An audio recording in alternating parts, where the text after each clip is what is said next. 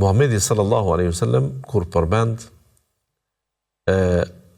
agjerimin dhe agjerimin vullnetar me tekst të veçantë, përmend agjerimin e Davudit alayhis salam. Ndër gjitha agjerimi i Davudit është më interesanti dhe mbetet sunet që të jetë që të përfillet, është pra se nuk ka agjeruar vetëm 6 ditë të Shevalit. Nuk ka agjeruar vetëm 3 ditë të bardha në çdo muaj.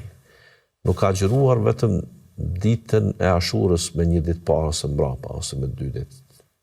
Nuk ka agjeruar vetëm ditën e Arafatit, që e kishim para disa dite. Nuk ka agjeruar vetëm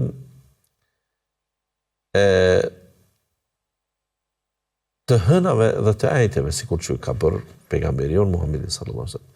Ka agjeruar 1 ditë po dhe 1 jo. Agjerimi i tërë kohës është i padëshirueshëm, është mekruh. Me gjas,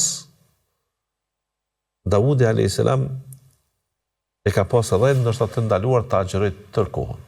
Por urësia kësaj është se njerëzit nëse agjerojnë tërë kohën dhe mësohen që çdo herë gjatë ditës të mos ushqehen, pra agjerojnë tërë vitin pa ndërprer, atëherë agjerimi nuk mbetet më agjerim. Çka i bie agjerimi nuk mbetet agjerim? Agjerimi është shkollë, agjerimi është luftë me nefsin. Nefsi, brendia, egoja, dëshira, pasioni, e tjera prej termeve që mund të jenë adapte për këtim për nefsin, të gjitha këto përmbajtje i ka nefsi, kërkon ushqim, kërkon pije, kërkon dëshirat e veta, kërkon në kuptimin ka nevojë për to. Aq më tepër gjatë ditës, kur dita është me aktivitete dhe ai është i lodhur me punë. Pra të agjerohet natën dhe të agjerohet në gjumë është shumë lehtë. Por të agjerohet ditën kur është koha për të ngjalluar, siç themi, për të përparu, për të punu, për të aktivizu, nuk është gjë e lehtë kjo.